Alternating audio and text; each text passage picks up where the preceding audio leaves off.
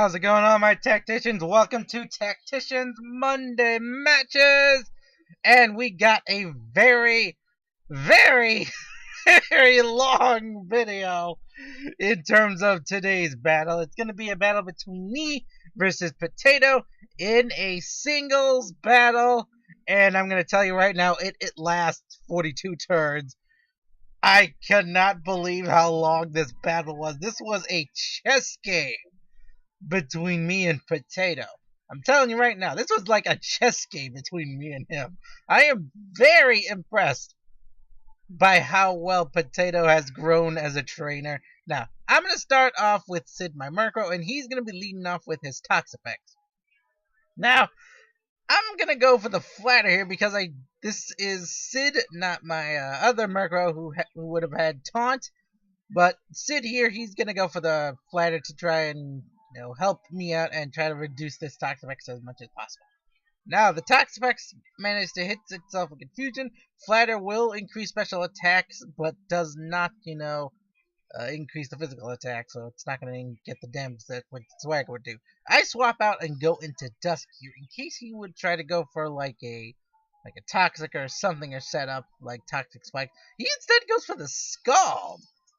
I was impressed that he actually would go for the offensive instead, but I gave him the special attack increase, so might as well make use of it. Now, I go for my Mega Absol here, gonna go into my Mega Evolution right off the bat, trying to protect myself against any Toxic Spike shenanigans or stuff like that.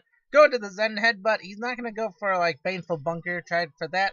I managed to do some nice damage here, and the Toxapex is gonna be confused still, and hits himself in Confusion. So I'm like, okay, that's actually doing pretty well.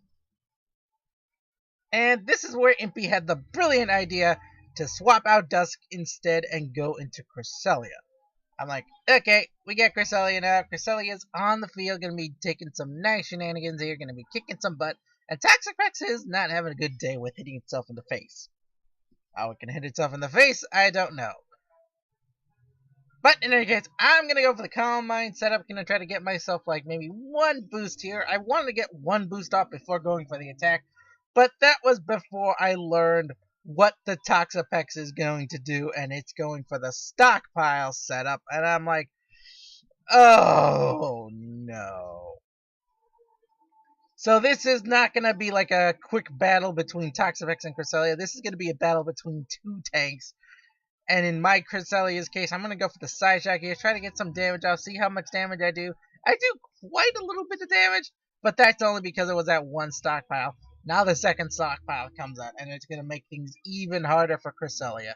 Now I have no choice but to go for 5 more Calm Minds before I can take on this Toxapex. It's simply too tanky now, as you'll see here. I'm going to go for another Side Shock here, praying I can do some more damage, but it barely clings to life and manages to get the recover off. So I'm like, urgh! This ain't going to be easy. This is not going to be easy, folks. The Toxapex has a special attack increase because of Sid, and now it's got 2 stages of stockpile. I'm going to go for the Moonblast here because I misclicked and meant to go for another Side Shock. But I get the Moonblast off, and, Toxapex going to finish off its stockpiles. Now it's super tanky. I can't touch it anymore. I can't touch it with Cresselia with just the one Calm Mind setup. I have no choice. I gotta go for more Calm Minds. So this is where it's a battle of the tanks. I'm gonna tell you right now, it is a battle of the tanks because neither one of these Pokemon can really hurt the other until they're fully established. So now my Cresselia has no choice but to go for 5 more Calm Minds in a row. That was 1. So we're at +2/+2. We got 4 more Calm Minds to go because I want to make sure I can take down this Toxapex. And I kind of got left no choice. Yeah, don't expect a lot of, excitement for like, 2-3 minutes. Scald comes up, but Cresselia doesn't care. In fact, she prefers the burn. This way she does not get toxic poisoned. And, I'd rather take toxic poison, or I'd rather take burn than toxic poison. So this actually helps me out greatly, as you'll see later on. So another Calm Mind goes up. That's, I think, 3 or... I think I'm at like 3 Calm Minds now. I don't remember off the top of my head. Skulls comes up, but As you can see, Cresselia doesn't care. She's alright. She doesn't take any damage. Another Calm Mind comes out, so after me, Tacticians, another Calm Mind set up. Why do I torture myself with this battle? Why did I torture myself with this kind of battle? Because I'm an idiot and I didn't want to just surrender to a Toxapex. I did not want to end this battle with just a Toxapex. Alright, now another Calm Mind comes out from Cresselia. I think I'm at 5 Calm Minds now. So 5 Calm Minds, 1 more to go before I'm strong enough to take on this Toxapex and finish it off with the Psyshock. So another Scald comes out. Cresselia is starting to take a bit of damage. This is, the burn damage and the Scald damage is starting to rack up and is starting to really get into me. So Baneful Bunker comes out now, but Impy doesn't care because he's going to go for the Moonlight and me increasing his, his health again. So Cresselia back to full HP, but the burn is going to make things harder for me. Now, for those of you wondering, Cresselia's item is weakness policy, so this pretty much doesn't matter because I'm going for Calm Mind, and there we go. The final Calm Mind was made. Now I'm on the attack with Psyshock. That does 50% health. That means I can take it down in 1 more shot if I can connect with it. So Toxapex is, surviving, but it will not survive against Cresselia's Psyshock attack. So here we go. Again, another Psyshock comes out. Unfortunately, that's going to be the end of the Toxapex. So we finally managed to break through this bunker that was the Toxapex, and now Cresselia is standing tall with 6 Calm Mind, and now we're facing down a Meowstic male. Now Meowstic is going to go for the light screen here. This actually helps out the Meowstic quite well, because I go for the Moonblast here. The Moonblast, even at +6 against this Meowstic male, manages to not do enough damage because of the light screen and the fact that it's special defense invested, I think. Now, Meowstic going to go for the Swagger here, and this is where the burn actually helps me, because even though now I'm at +2 in terms of my physical attack, Cresselia's nature combined with the burn means I don't take as much damage from, hitting myself in confusion. So that actually helps me. So the burn actually helped me out here. So a stroke of luck that I got burned. Another Swagger comes out, gonna connect onto Cresselia. He's trying to really turn Cresselia on herself. And, it is starting to rack up, but that burn, again, the burn is really helping me out, keeping me alive alongside my modest nature. Now another Reflect Barrier comes out, gonna connect on, or gonna come out, gonna protect the Meowstic male. That's gonna weaken my Psyshock attack, which is what I go for later on. Moonlight comes out, gonna help Cresselia restore some of her health back. And there she goes. She's gonna suffer some more burn, so all in all, another day at the job for Cresselia the tank. Now another Swagger comes out here. This puts Cresselia at +6, +6 in terms of attack, special attack, and special defense. Cresselia is confused. He's going to be attacking now with the Moonblast. And she manages to score a nice little hit on the Meowstic. Not able to get the KO though because of that light screen damage. But Meowstic is still hanging on. Another Swagger comes out. Cresselia avoids it. Snaps out of confusion. Goes for the Psyshock. Finishing off the Meowstic male at long last. Woo!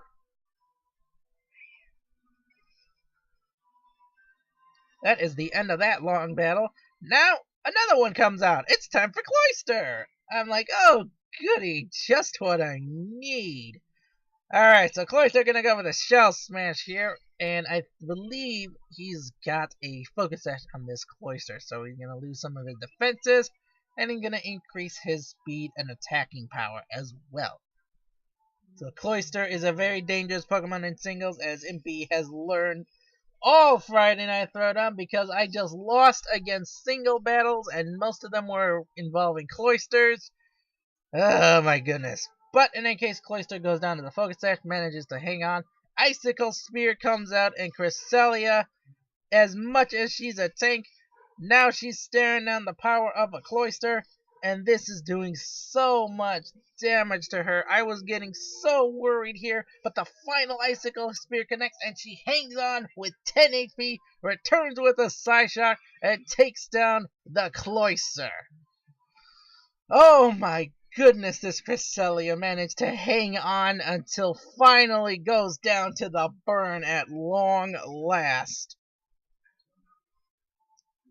And the light screen finally fades out. Now the Volcarona is up next, and Sid makes his triumphant return. Gonna come out now. Gonna be going for some attacks here.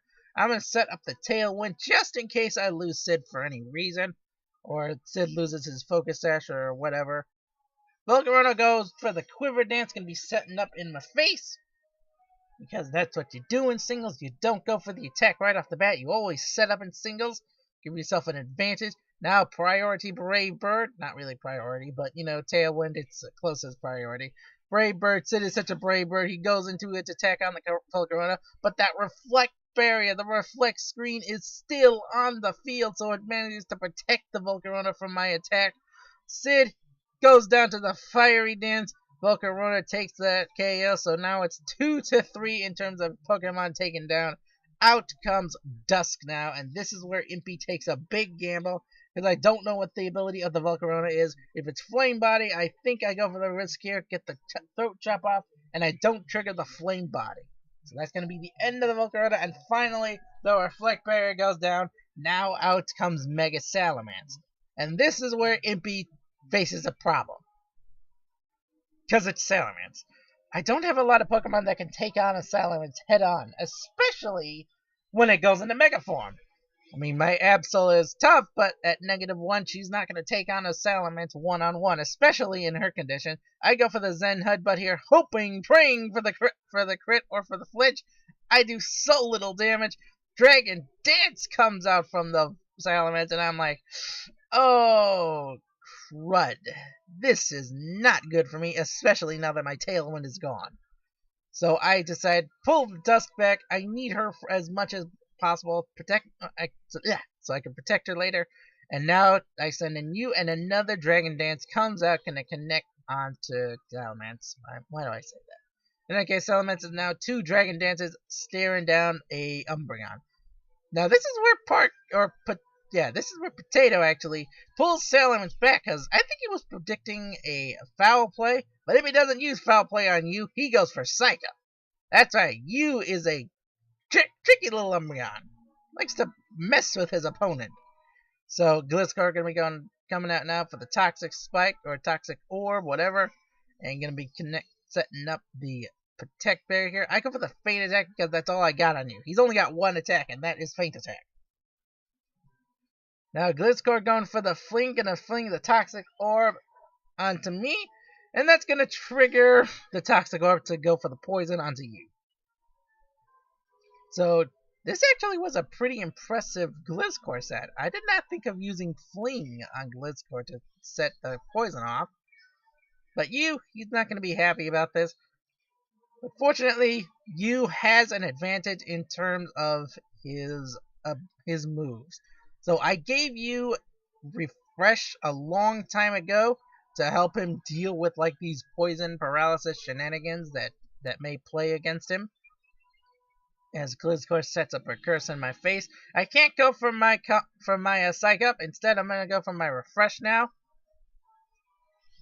That's gonna cure me of the poison. That's gonna help you stay in the fight for as long as possible. Now that the Gliscor is slower than you because of the curse setup, I can actually psych up those stat boosts. I'm going to become slower than the Gliscor, but at least I'll be able to get the defense and the attack boost. But Fury Cutter! Fury Cutter of all moves! I was not predicting a Fury Cutter on this Gliscor. For those of you who don't know, Fury Cutter is a move, as he goes for another Fury Cutter, is a move that doubles in power every time it connects an attack. So it's similar to Echoed Voice, but Fury Cutter, I did not predict, nor did I realize that Gliscor could learn Fury Cutter. There's nothing I can do against this Gliscor's Fury Cutter now for you. He's taking, but he can't take on that Fury Cutter damage. Now it's at 3 Fury Cutters, and I'm like, oh lord, what am I gonna do against this? I have nothing else that can take that kind of damage. So I pull out Nebby, see if I can do something here, and Blizzcard goes with the Protect. I'm like, okay. I mean, you could have gone for a Fury Cutter and really laid in the damage onto Nebby. But I go for the Moon Gaze Beam, gonna see what damage I can do here. I tell Nebby, stop, I tell Nebby to finally do something after she gets out of the bag. Go for the Moon Gaze Beam, and Glizzcore is almost down, but not able to withstand my attack, and, goes for another Fury Cutter. I go for the Psy Shock here, trying to be fancy, trying to see if I can take it down with one shot, and it survives! Why did I go for the Fury Cut? Why did I go for that as he goes for another Fury Cutter? He's laying in the damage now as I'm being stupid here, so I go for my one more Moon Gaze Beam, or Moon Blast, actually. Why didn't I go for this originally? I could have saved myself some health, but because of my stupidity, I did not get to do that. Now, out comes the Mega Salamence. Mega Salamence is back on the field, and it's going to go for the Dragon Dance. This is the last hope for Potato. He's trying to out-damage my Nebby now. Nebby does not have the Shadow Shield to protect her, so she's got to go for the attack. Going to go for a Moon Blast here onto the Salamence. Not able to get the KO off. If this Salamence had Crunch, I think I would have lost here, but it has Earthquake instead. I don't know about the other moves, but Earthquake not nearly enough to take Nebby down, as the Moon Gaze Beam comes out now to finish the job. After a long 42-turn battle, it finally ends with a single Moon Gaze Beam from Impy's Nebby. GG to Potato. My freaking goodness, this was a long battle. Like, I'm looking at the time span, and it's like almost 17 minutes as of this recording. I can't believe it, how long this battle lasted. And that's all I have. That's all my voice has. I can't show off any more battles from Monday Matches, simply because this was the most epic battle I ever fought. And it was probably one of the few battles I won that Friday Throwdown, because I just kept losing over and over again. I just kept losing. Everyone was challenging me to singles, and single battles are my absolute worst battles. I can barely hold my own against really strong teams in singles format. Doubles, I can handle myself pretty well, and I can, at least make it even, and maybe even show off a bit. But when it comes to singles, all my Pokemon are doubles format, so when you mix the two, that doesn't really add out to a really strong team. But in any case, I'll see you Tacticians in the next video. Bye-bye! I'm taking in what I can get, but I can't find the answers yet. Head in the water, slow my mind. I hold my breath until I'm found.